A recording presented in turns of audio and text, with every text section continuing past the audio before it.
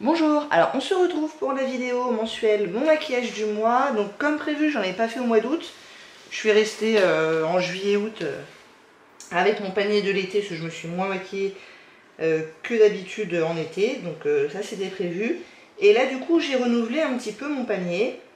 Il y a des choses qui restent, il y a des choses qui changent. Donc comme d'habitude, on va commencer par les soins et après on verra le maquillage. Alors pour les soins, je suis en train de terminer plein de trucs là. Donc déjà on va voir ce que je suis en train de terminer. Donc j'ai un petit sérum, c'est le Morning Expert Hyaluronic Serum que je mets matin et soir. Je n'avais même pas vu que c'était jour, mais bon bref, peu importe.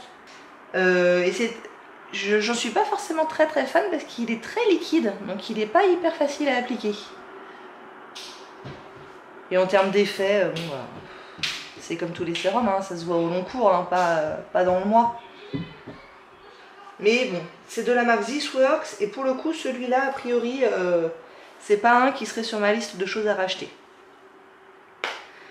Ensuite, en contour des yeux, je suis en train d'utiliser ce petit échantillon de chez Kiehl's et c'est le Powerful Wrinkle Reducing Eye Cream. Et je l'aime bien la texture, c'est assez épais mais moi c'est ce que j'aime bien dans les contours d'yeux, donc pas mal. J'en ai un autre qui est pour le coup aussi très liquide, un peu comme ça, et j'aime moins. Et pour les crèmes, donc je suis en train de terminer celle d'Elemis. C'est la crème de jour anti-rides. Il me reste plus que ça. Donc je la mets le matin. Là il doit me rester, je sais pas, une semaine peut-être. Et j'ai déjà terminé celle pour la nuit. Il y a un petit moment déjà, il y a facile 3-4 semaines.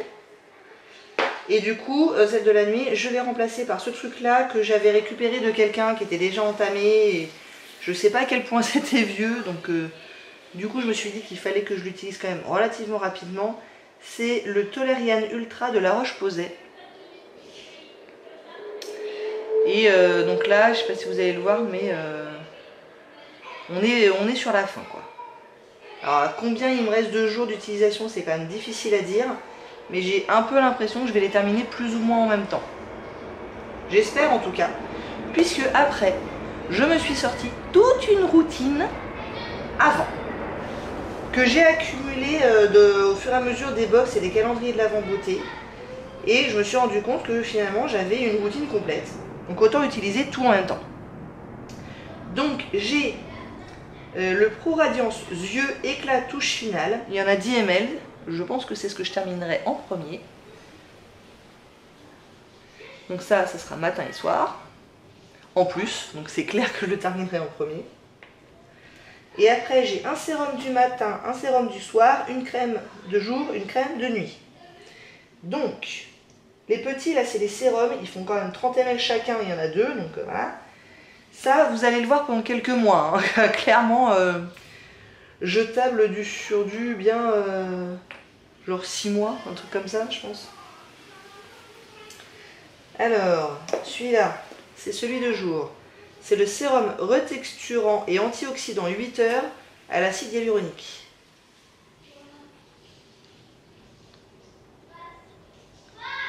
Qui sera suivi par l'émulsion ultime resurfaçante jour et nuit à l'acide hyaluronique. Donc ça, c'est jour et nuit, mais vu que j'ai un truc spécifique nuit, je l'utiliserai que le jour, ce truc-là, vous voyez. Et le soir, on a le sérum de nuit réparation délicate à l'orchidée rose.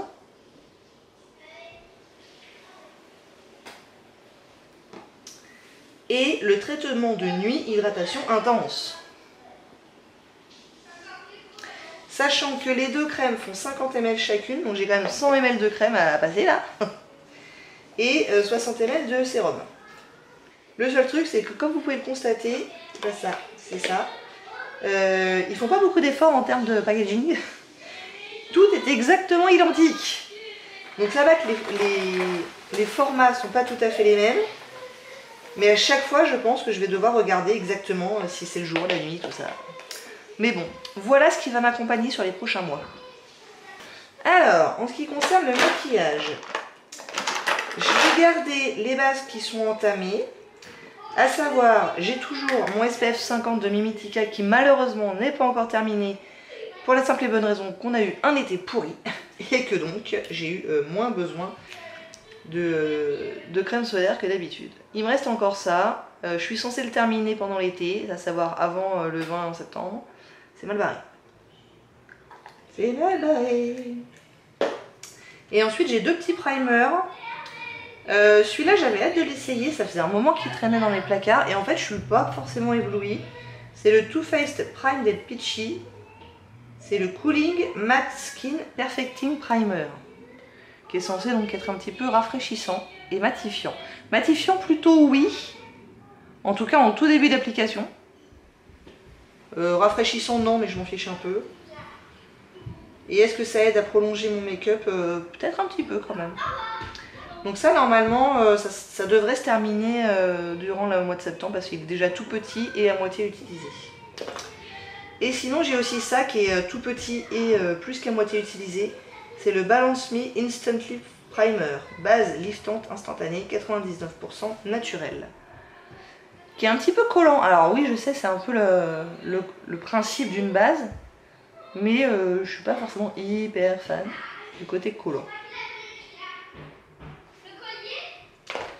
Ensuite, on a du fond de teint. Je suis toujours sur mon teint d'été là. Donc, la CC Plus SPF 50, du coup, m'intéresse encore. Mais elle est dans la teinte fer, qui est la teinte la plus claire, il me semble. Donc, c'est trop clair. Du coup, je la mixe avec mes petits échantillons qui, eux, sont trop foncés. Donc, j'ai pris pour du vrai fond de teint le Yves Saint Laurent encre de peau All Hours Foundation et des L'Oréal Infaillible 24 heures mat. Donc ça, ce sera les jours où je travaille, où je veux vraiment une vraie couvrance. Et si je veux juste un truc un peu plus léger, j'ai le Terracotta Joli Teint de Guerlain et la CC Crème de Herborian. Donc voilà, et là je suis en train d'en utiliser un de Yves Rocher, qui n'a pas beaucoup de couvrance pour le coup. Donc voilà, ça devrait me durer largement tout le mois. En concealer, je pense que je vais garder mon Tarte Shape Tape dans la teinte fer neutrale qui est trop claire, avec le Cache Cerne de MAC dans la teinte NW20 qui est un peu trop foncé. Donc je mixe, c'est les mêmes que la dernière fois. Mais le MAC là, on commence à voir les bords. La poudre, je garde. D'ailleurs, il faudra peut-être que je la re-remplisse. C'est la No Color Powder de RCMA. Qui est bien, ma foi, rien à dire. Qui est très bien. Le bronzer, je le change et j'ai décidé d'utiliser le Beachfront de Unique, que j'aime bien. Qui est plutôt sur ma teinte d'été, donc là ça sera plus ou moins le dernier mois où je pourrais l'utiliser pour cette année. Je crois que je ne l'ai pas utilisé depuis l'année dernière au moins, donc voilà, on va l'utiliser un petit peu. C'est dans la teinte Hermosa, et franchement il est pas mal. Des blushs, on en a deux, donc ça c'est, il était déjà là la dernière fois, c'est le Make Up Forever, c'est mes petits blushs crème là que j'aime beaucoup, en l'occurrence dans la teinte 210, qui est une teinte assez patate, mais qui s'estompe très bien. Et j'ai reçu ça dans ma dernière box Look Fantastique, donc j'ai bien envie de l'utiliser.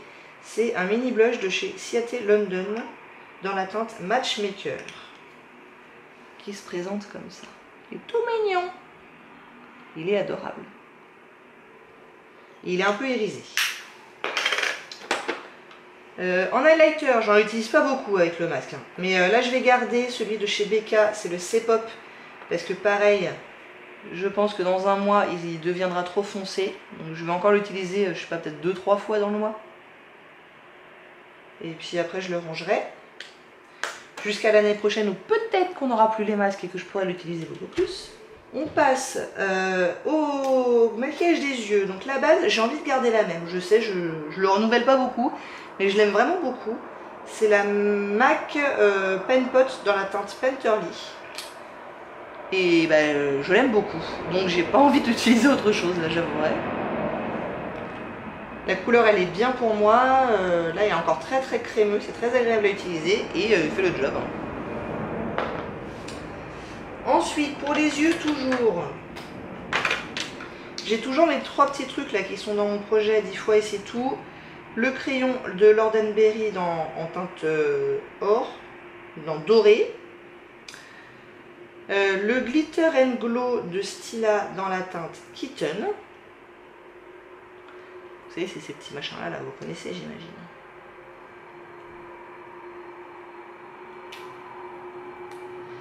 Et le Galactic Lip Gloss de Aiko dans la teinte Zodiac, qui est un concentré de paillettes et donc que je n'utilise quasiment pas. Ça je vais pas le prendre. En ce qui concerne les palettes, donc j'ai mes palettes de mon projet Je touche le fond. Donc j'ai mon Singles de Agnès B. J'ai une teinte dans cette palette Urban Decay et le film Ose. J'ai une teinte dans cette palette Narcissiste, Dual Intensité. Une teinte dans cette palette Milani. Une teinte toujours dans la Vice 4 d'Urban Decay et toujours dans la BH Cosmetics et Carly Bible. La seule nouveauté là, c'est la Narcissiste. Je peux éventuellement vous la montrer. Vous savez, c'est les dual intensité là, ceux qu'on peut utiliser soit sec soit mouillé. Et je vous dis pas sur quelle teinte je travaille. Pour ça, il faudra aller voir ma vidéo Je touche le fond. Et je pense que ce sera la prochaine.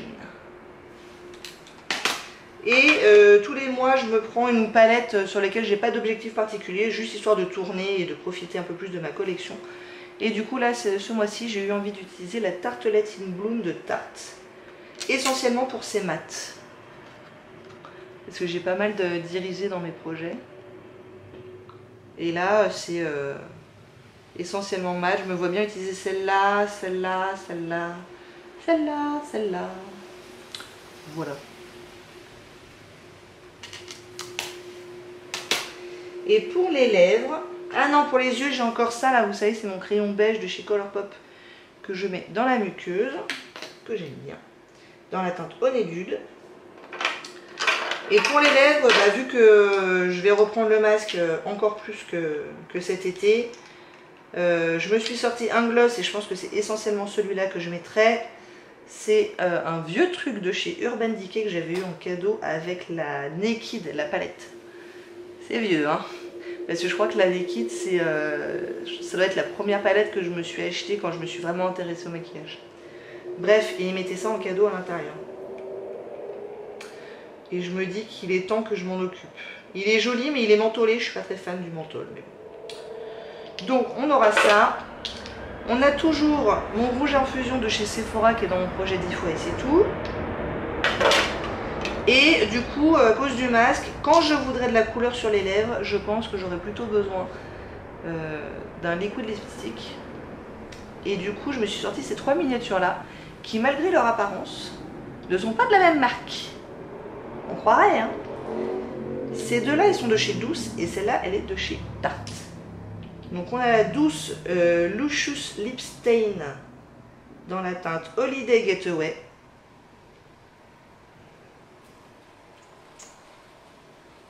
Qui est un orange, donc on verra. Écoutez, on verra.